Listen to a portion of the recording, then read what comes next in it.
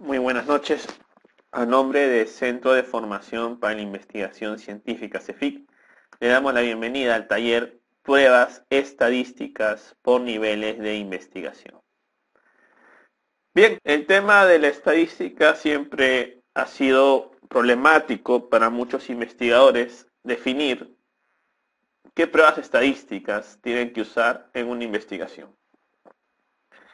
Para este caso, analizaremos los niveles de investigación. Entenderemos qué busca cada nivel de investigación y en base a ese nivel vamos a plantear ciertas pruebas estadísticas. Está claro que el universo de la estadística es bastante amplio. Vamos a dar algunos aspectos, explicar las pruebas a grandes rasgos en los diversos niveles de investigación. Habría que entender eso bien. No vamos a explicar prueba por prueba porque nos llevaría horas de horas. Y eso lo vamos a ver a través de los cursos. Bien, vamos a empezar entonces. Me presento, soy Orlando Advíncula Ceballos, especialista en lo que es informática, análisis estadístico aplicado a la biodiversidad. He tenido la experiencia de ser docente universitario por 2 años y medio. He realizado un diplomado internacional en bioestadística por el CATI. Y también he tenido la oportunidad de llevar cursos de ecología avanzada en CATI de Costa Rica. Hice mi maestría en ecosistemas y recursos acuáticos en la Universidad Nacional Mayor de San Marcos. Soy magíster en ecosistemas y recursos acuáticos.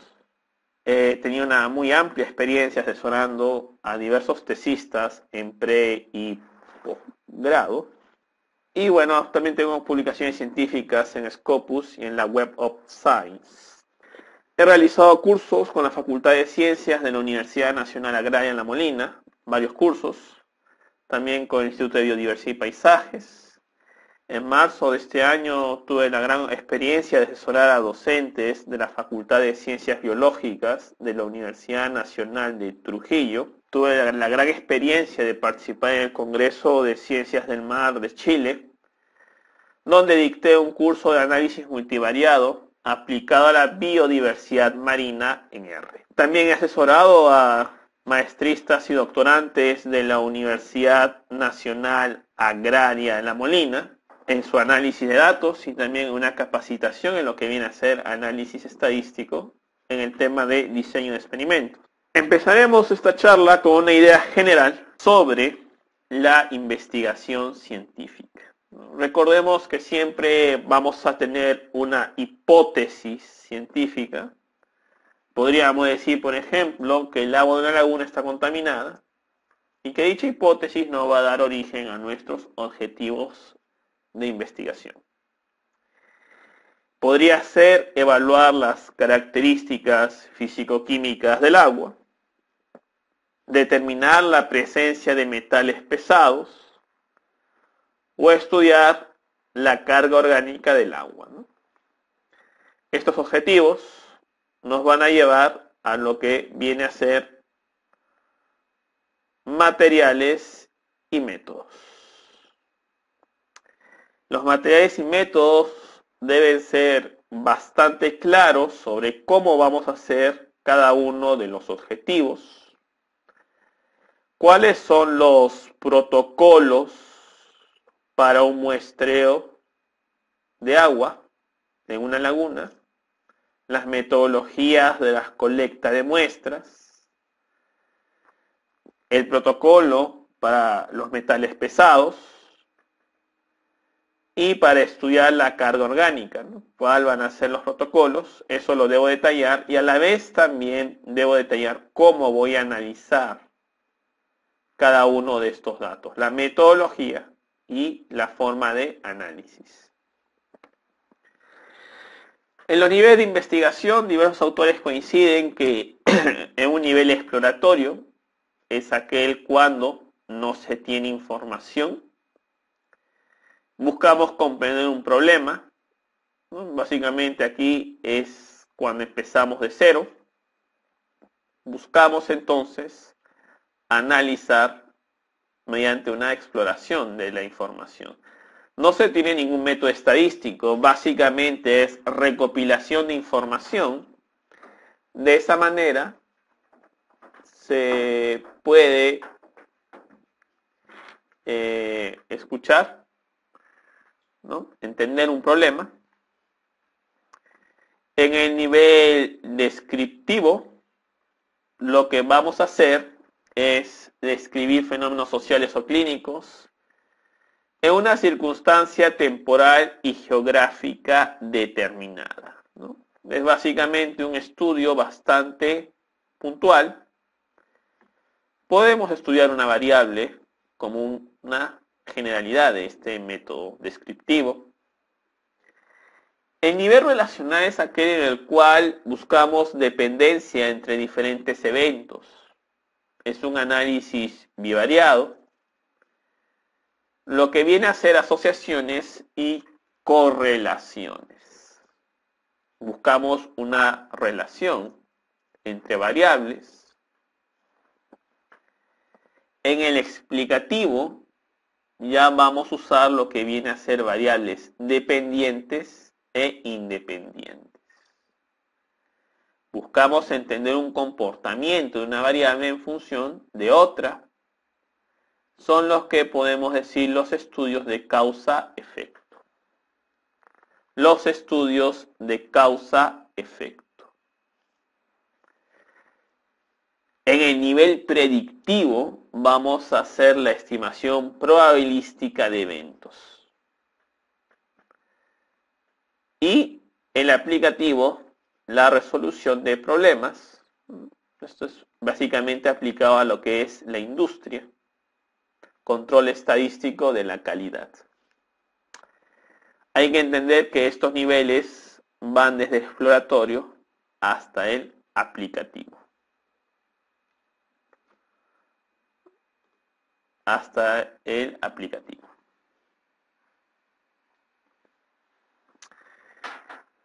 ¿No? En el nivel exploratorio es una recopilación de información.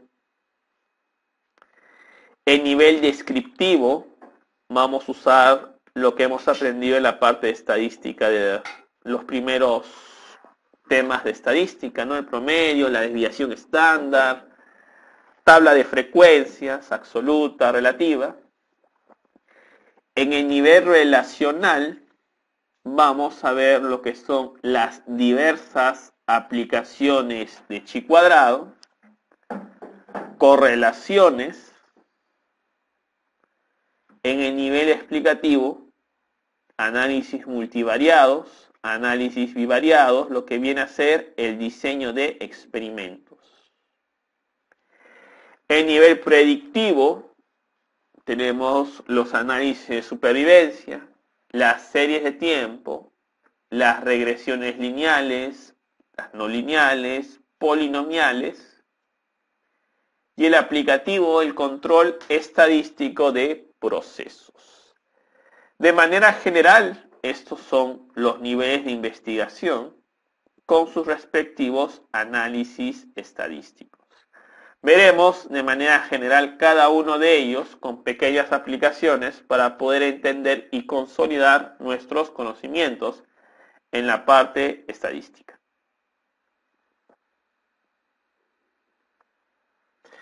Nivel exploratorio, no hay métodos estadísticos en sí. Cuando no tenemos un marco teórico abundante, hay que crear línea base, ¿no? Por ejemplo, la gente moría por síntomas de poliuria, polifagia, polidipsia, ¿no? Esto es lo que luego se llamó la diabetes, ¿no? La designación de enfermedades empieza por esto. Recopilación de información y consensos. No hay preguntas que conduzcan a problemas precisos, se exploran áreas problemáticas. No haría mayor uso de la estadística en nivel exploratorio. Recopilación de información. Descubrir reacciones adversas, una nueva enfermedad. La penicilina, por ejemplo, fue un descubrimiento, ¿sí?, sin un mayor método estadístico, ¿no? Identificación de parásitos gastrointestinales en bovinos en la Puna Sur. Podría ser un método de exploración, ¿no? El nivel exploratorio. En el nivel descriptivo tenemos el estudio en general de una sola variable. Describe fenómenos sociales o clínicos en una circunstancia temporal y geográfica determinada. La estadística consiste en tener estudios de las frecuencias en las variables categóricas o promedios, como un valor de la hemoglobina, u otras medidas univariadas. Se puede hacer estimación de parámetros con intervalos de confianza, ¿no? Previo muestreo. Entonces aquí resumiendo, en los datos categóricos vamos a tener las frecuencias absolutas y relativas. En los datos categóricos, desviaciones, coeficiente de variabilidad, intervalos de confianza. Tenemos algunas gráficas descriptivas que se pueden usar en este nivel de investigación. Recolección de información, que luego podemos hacer una tabulación para poder ver las frecuencias, ¿no? Total de 50 muestras. Tenemos 50 empleados de una firma, sin estudios, con estudios primarios, secundarios. Tomamos la información y luego podemos presentar una tabla de frecuencia. En un nivel descriptivo, podemos hacer una estimación, ¿no? Puntual de un parámetro y sus intervalos de confianza, ¿no? La estimación puntual siempre nos va a dar un valor en sí, pero lo que nos interesa siempre son los intervalos de confianza. Determinar cuando buscamos obtener un resultado de una variable subyacente o constructo y utilizamos un instrumento documental como las encuestas. Describir, ¿no? Variables que no son de estudio y que no involucren la utilización de instrumentos, pues se tratan de variables unidimensionales o directas, ¿no? Muy bien. ¿No? Podemos estimar la prevalencia de un tipo de cáncer en la población de Arequipa, ¿no? Entonces, como podríamos estimar más o menos como 1 millón, para estimar esta prevalencia podemos tener una muestra y a partir de esa muestra hacer la estimación para la población, en este ejemplo. Se evalúa y si encuentro que 40 tienen diabetes, ¿no? Perdón, en este caso tendría que ser cáncer. Se estima que el 10% de la población tendría el cáncer, ¿no? En este caso, aquí hubo una confusión, perdón. Cáncer, ¿no? Okay. Si acá podemos poner un tipo de diabetes, el ejemplo, la conclusión no va a cambiar, ¿no? Y podríamos también usar límites de confianza, ¿no? Los intervalos de confianza. Aquí he colocado el ejemplo en el artículo científico, donde hace mucho uso de esta estadística, ¿no? Tenemos aquí la condición, migrantes, inmigrantes, por ejemplo, diabetes mellitus, antecedentes, HTA, tabaquismo, consumo de licor. Tenemos el número, el porcentaje y los intervalos de confianza. Igual en esta otra tabla tenemos los datos, pero también los intervalos de confianza, ¿no? Es un estudio descriptivo. Y aquí en el paper también nos van a hacer la descripción sobre lo que están analizando. Es un paper de medicina y hace mucho uso de la estadística descriptiva.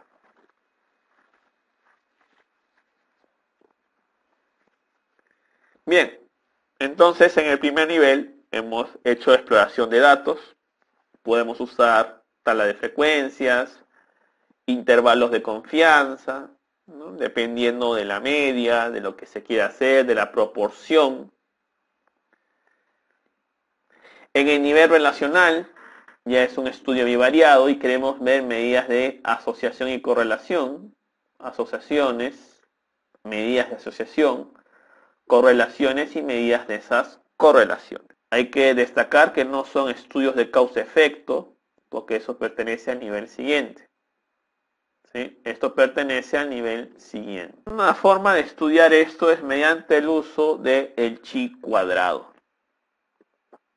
¿Sí? Mediante el uso del chi cuadrado es una forma de estudiar la asociación, ¿no? La hipótesis planteada nos dice que existe independencia entre dos eventos y la alterna es que existe dependencia, ¿no? O es negación de la hipótesis planteada, ¿sí? O también, otra aplicación es el chi cuadrado de Magneman. Acá en realidad vamos a hacer énfasis en algunos métodos, pero variables categóricas tienen muchas pruebas, y habría que buscar cuál es la que interesa estudiar según el contexto, pero es bastante largo este tema de chi cuadrado. Aquí tenemos un ejemplo de glucosa y diabetes. Los números que están aquí son recuentos. Por ejemplo, glucosa alta y diabéticos son 35. Glucosa alta y no diabéticos 17. Glucosa normal y diabéticos 19. Y glucosa normal y no diabéticos 29. Nuestra hipótesis podría ser que la cantidad de glucosa es independiente en los diabéticos o que la cantidad de glucosa es dependiente en los diabéticos, ¿no? Aquí tenemos una variable categórica dividida en dos, y aquí también. Chi cuadrado, no olvidemos, es frecuencia. Se aplica el test de chi cuadrado y podemos ver si es que existe una relación entre la glucosa y la diabetes. Aquí tenemos el hábito de fumar con 3 categorías y los niveles socioeconómicos con 3 categorías. ¿Existe una relación entre el hábito de fumar y el nivel socioeconómico? Sería la pregunta de investigación. ¿Hay alguna relación? Aquí podríamos usar chi cuadrado. Al igual que el caso anterior, estos números son frecuencias. Hay que tener en cuenta que la aplicación de chi cuadrado también lleva a analizar ciertos supuestos, los cuales habría que tener cuidado para ver si es que el resultado es fiable o no, ¿no? Que también tiene sus consideraciones chi cuadrado. También se puede usar para comparar grupos. Aquí tenemos un tipo de cáncer y aquí tenemos los números para cada uno de estos tipos de cáncer y nos dan un dato histórico. Las proporciones eran estas. Y en este caso se tiene un pueblo con un determinado, con varios tipos de cáncer. Y históricamente teníamos estas frecuencias. Y un estudio propone que esto ha cambiado, ¿no? Por lo tanto, se ha hecho un muestreo y podemos ver con el test de chi cuadrado si es que estos números están en estas proporciones. Es otra aplicación de chi cuadrado. Para aquellos que hayan estudiado genética, la famosa proporción Mendel 9331 se puede probar mediante el test de chi cuadrado. En subhomogeneidad de poblaciones también podemos ver si es que estas poblaciones difieren respecto a esta variable que viene a ser niveles de estudio. Tenemos la comunidad A, comunidad B, comunidad C y la variable nivel de estudio con 3 categorías. Mediante la prueba de subhomogeneidad de poblaciones podríamos analizar si estas 3 comunidades difieren respecto a esta variable que es nivel de estudio alcanzado, ¿no? En este ejercicio. ¿Sí? Entonces eso también es otra aplicación de chi cuadrado, ¿no? Otra aplicación de chi cuadrado. En todos los casos, frecuencias, conteos.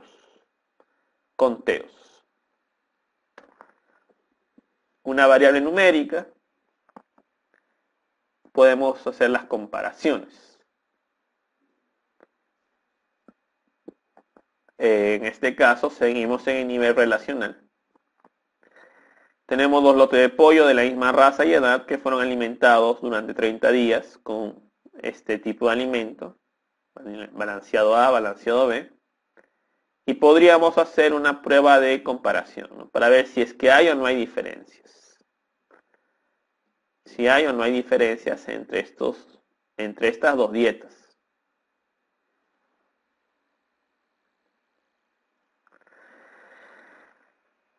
Pero otro objetivo también es la correlación, ¿no? Ya habíamos visto en los casos anteriores que habíamos visto asociación. Recordemos, la asociación la habíamos visto en estos ejemplos. También habíamos visto la comparación a nivel de grupos en casos particulares. Aquí se aplica chi cuadrado. Pero en este caso, ya estos números no indican frecuencia, sino son datos medidos, ¿sí?, con un instrumento. Es el peso en gramos. En realidad debería ser biomasa, ¿no?, para ser más precisos. Entonces, cada animalito ha sido medido y se puede hacer también una comparación para ver si hay o no hay diferencias entre estos dos alimentos. ¿Sí? Muy bien. Aquí ya tenemos otro tipo, que es la correlación. Se da por descontado la presencia de correlación en estos casos, pero lo que queremos es medirla. Aquí he puesto una imagen de esta base de datos, es bastante más larga. Y en este ejemplo tenemos determinaciones de 3 ácidos grasos, oleico, linoleico y linolénico, de un híbrido comercial de girasol. Se quiere estudiar cómo se relaciona el contenido de estos ácidos grasos y el contenido proteico. Se quiere ver la relación que existe de estos tres con las proteínas. La gráfica nos bota esto, ¿sí? Aquí tenemos oleico, linoleico y proteína. Oleico con linoleico nos da esta gráfica, que es la misma que está acá, que es la misma, ¿no? Es como un espejo. Linoleico y con linolénico nos bota esto. Linoleico con proteína nos bota esto. ¿Sí? Y cada cruce, ¿no?, en este caso es proteína con linoleico, está aquí. Y proteína con oleico está por aquí. La pregunta sería, a ver si alguien me puede contestar, es ¿cuál creen que es la correlación más fuerte que puedan ver en esta gráfica? ¿No? ¿Cuál creen que daría el mayor R si sacáramos los coeficientes de correlación, ¿no? ¿Cuál de estos nos daría una mayor correlación, ¿no? El oleico con el linoleico, el linolénico con linoleico, proteínas.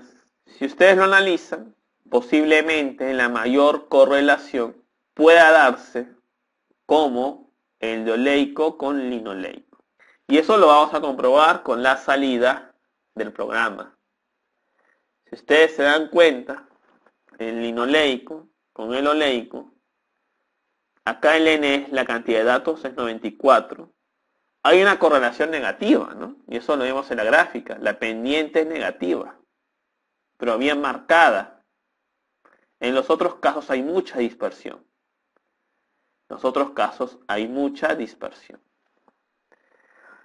Es un Pearson de 0.93 negativo y es significativo. En los otros casos también hay significancia, pero es menor, ¿no? Linoleico con oleico es muy menor, pero es significativo. Bien, estamos viendo las correlaciones, pero reforzando la idea base, son números aquí. Estos son cantidades, productos de una medición, ojo, ¿sí? Y esto es importante tenerlo bien presente, la correlación. También existe la correlación no paramétrica, que es la de Spearman, ¿sí? Que se podría aplicar también cuando estamos trabajando con variables ordinales.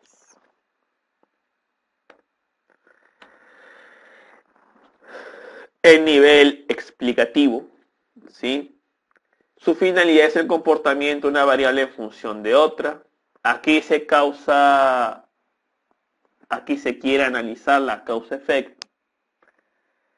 Hay criterios de causalidad que lo pueden buscar en internet, como los que propone Bradford Hill, y requiere de un control metodológico como estadístico. Es muy importante el diseño de experimentos, ¿sí? Aquí el análisis estadístico es insuficiente por sí solo. No es que salió diferencia significativa y me olvido del asunto. Hay que ir mucho más allá en la investigación. La estadística multivariada también se usa en este nivel. Puede descartar asociaciones aleatorias, espurias, mediante el análisis multivariado. Evidenciar fumar causa el cáncer de pulmón, ¿no? Se consigue personas con cáncer y sin cáncer, es un tipo observacional. ¿Sí? Acá lo que queremos es ver, comparar, ¿no? Personas con enfermedad y sin enfermedad o control. O también lo podemos demostrar, ¿no? Mediante experimentos. Lo importante es que otros los van a tener que poder replicar. En los diseños de experimentos eso debería ser posible. Hay que tener en cuenta que ya propiamente dicho en los experimentos, ha habido casos que se ha demostrado que las investigaciones han sido fraude, y es precisamente por eso, porque otros experimentadores, investigadores, al hacer la repetición siguiendo la receta que hizo el investigador, demostraron que eran falsas los resultados, ¿no? Los resultados eran falsos, había habido manipulación.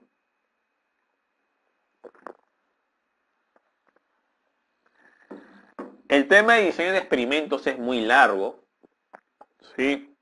Tenemos el diseño completo al azar, el diseño de los bloques, tenemos los experimentos factoriales, el diseño cuadrado latino, el análisis de covarianza, parcelas divididas, el street plot, en fin, es un tema muy grande. Y la selección de un diseño experimental va a depender del objetivo del investigador. No lo he colocado aquí, pero la parte tal vez más compleja es la que se le llaman los experimentos fraccionarios, que se suele utilizar mucho a nivel de industrias, ¿sí? La ingeniería química, los que hacen industrias alimentarias suelen usar los experimentos fraccionarios.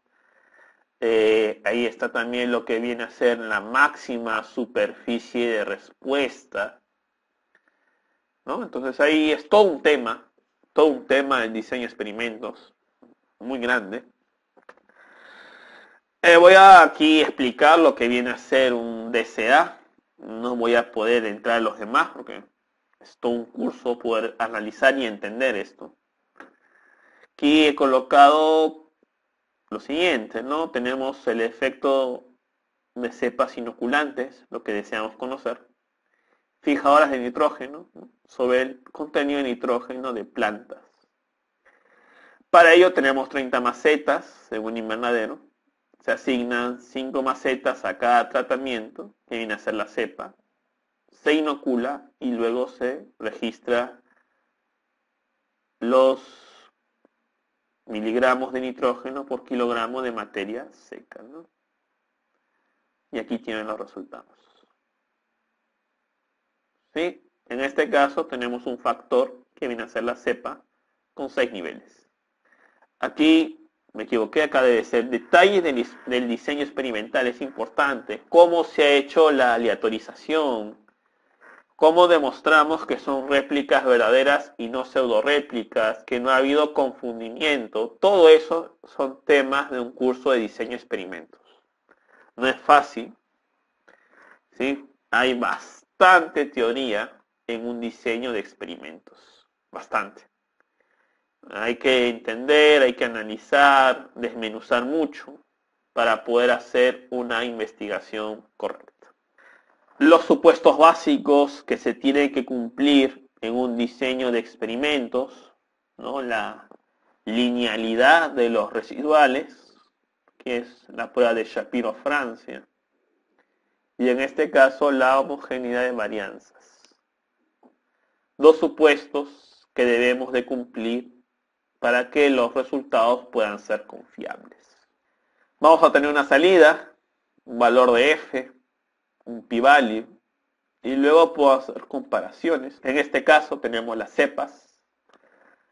La cepa con mayor media fue la cepa 1 y la de menor media la cepa 5. Un error estándar de 0.7.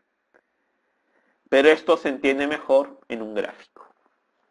En este gráfico podemos ver lo que se midió, que eran los miligramos de nitrógeno por kilogramo de materia seca. Aquí está. El punto rojo señala la media y estas barritas el error estándar. El error estándar. Nos damos cuenta que las cepas, mirando el gráfico solamente, que las cepas que obtuvieron los mayores rendimientos fueron las cepas 1 y 2. La cepa con menor rendimiento fue la cepa 5. Cepas 4, 6, 3 son bastante parecidas. Bueno, en realidad la 6 con la 3 se parece mucho. Y la cepa 6 también se parece a la cepa 4. ¿No? Aquí viendo la gráfica. Un tema que hay que resaltar, ¿sí? Es que la modelación estadística está entrando muy fuerte a esta área. Hace poco, si ustedes fijaron su atención a Google, se rindió homenaje a Hirotugo Akaike, que fue un científico matemático y estadístico, y en él está basado los criterios de la modelación estadística actual, el famoso AIC. Bajo los paradigmas de la estadística moderna, uno al estudiar un fenómeno puede obtener muchos modelos, ¿no? Seguimos en el nivel explicativo, pero con una visión ya más moderna, que es el criterio de Akaike. El criterio de Akaike se usa para poder evaluar cuál es el mejor modelo estadístico. Busquen en internet AIC y coloquen Akaike y van a darse cuenta que es el criterio que actualmente se usa para evaluar cuál es el mejor modelo estadístico. La estadística moderna usa la modelación de la varianza, la correlación espacial, lo que viene a ser la geoestadística, las medidas repetidas en el tiempo y la correlación temporal. Todo esto se usa en la estadística moderna, ¿sí? Lo van a encontrar en internet como la máxima verosimilitud, ¿sí? Hay que tener eso presente. En mi experiencia analizando datos a nivel del doctorado, en el caso de la Universidad Agraria La Molina, con doctorantes ecuatorianos, en la mayoría de los casos tuve que aplicar la modelación de la varianza. Siempre la heterogeneidad aparecía y mediante los métodos de máxima verosimilitud se puede modelar la varianza.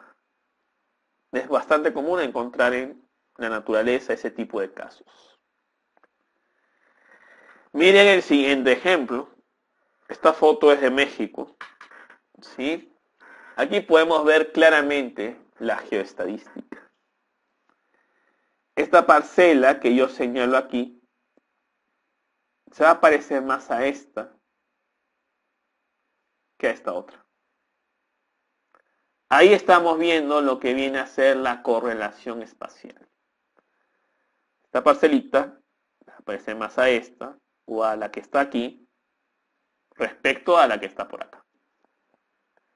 Ahí se está usando ya la modelación estadística avanzada. Esto, como les digo, es relativamente moderno. El análisis de la varianza que hemos aprendido en las universidades usando las tablas de Fisher es un modelo de hace 100 años. Ya no tiene tanto poder para analizar fenómenos complejos. Ya estamos en la etapa de modelación estadística y se puede hacer modelación estadística con las computadoras gracias al auge de los lenguajes de programación.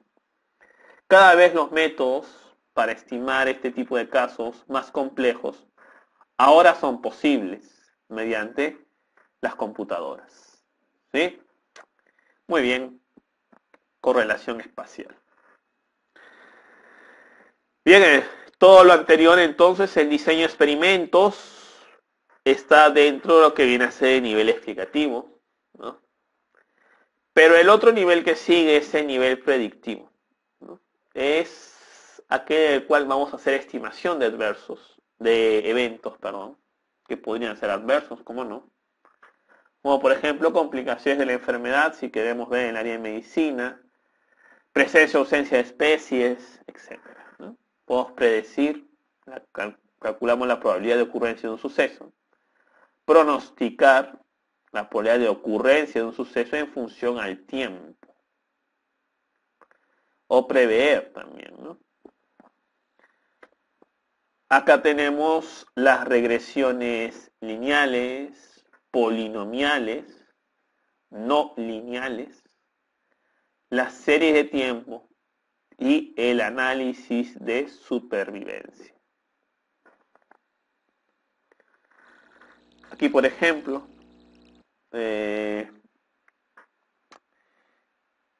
tenemos casos en los cuales un set de datos, podemos hacer una regresión y ver si cumple o no cumple los supuestos y poder armar un modelo matemático.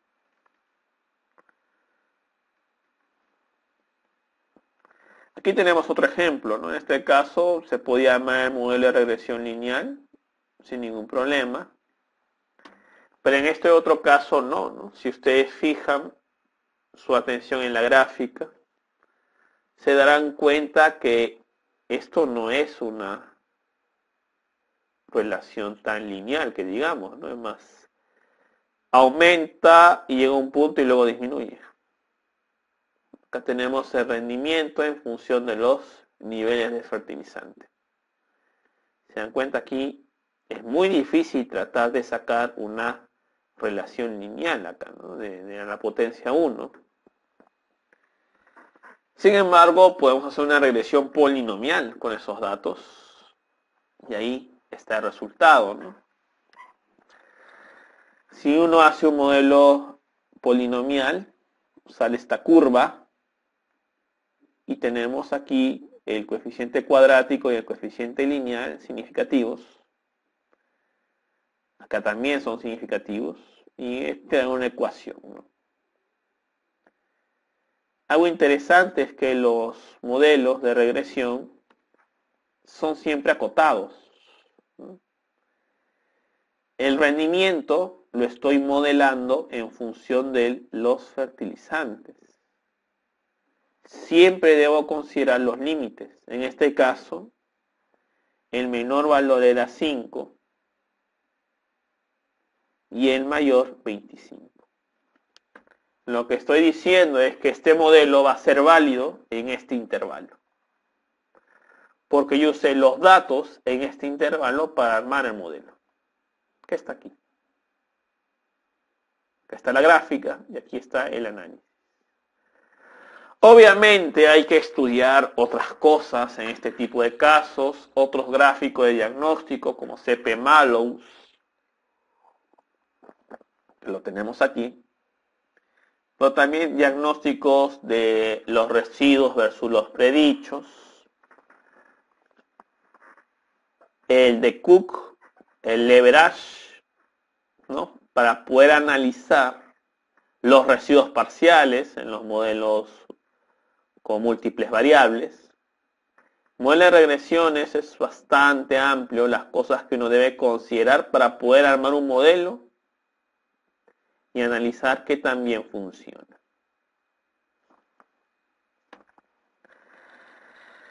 También se usan modelos más avanzados, el binomial, el Poisson, ¿sí? Para poder ver fenómenos un poquito más complejos en las regresiones. Una regresión de Poisson, por ejemplo, voy a explicarlo. Se puede modelar la distribución de una especie de ave en una gradiente. Aquí tenemos el modelo de Poisson. He utilizado la regresión de Poisson para armar el modelo. Y aquí utilicé el Excel y he podido obtener esta gráfica. Si se dan cuenta, no es lineal. ¿Sí? Es exponencial en realidad. Los modelos de Poisson se usan mucho en las variables de conteo. Las variables de conteo usan mucho los modelos de Poisson, por ejemplo. Entonces hay que estar muy pendiente de cuál es el modelo que explica el fenómeno que estoy analizando. Eso es importante. Hay que buscar con bibliografía vigente, actualizada, cuál es el modelo que explica mis datos. Mediante una revisión bibliográfica extensa de buenos artículos, de buenos libros, ustedes pueden elegir un modelo de análisis de datos. Bien, con eso hemos terminado. En el Centro de Formación para Investigación Científica tenemos cursos virtuales, también hacemos cursos presenciales, ¿no? De acuerdo a una coordinación.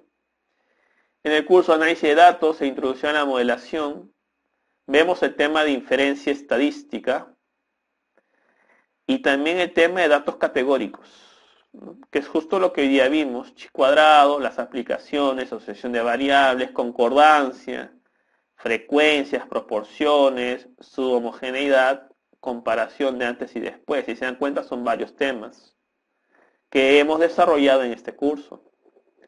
Y en el tema de regresión, vemos también el tema que les dije, ¿no? Y aquí usamos una modelación para poder ver análisis multivariado. Y en este caso, en este curso se usó el criterio del AIC para ver cuál era el mejor modelo, ¿no? Por eso hemos colocado introducción a la modelación estadística. Y aquí hablamos del criterio de Akaique para escoger un mejor modelo estadístico. En el curso de planteamiento de muestreo y diseños experimentales, aquí sí vemos detalladamente los principales diseños de experimentos.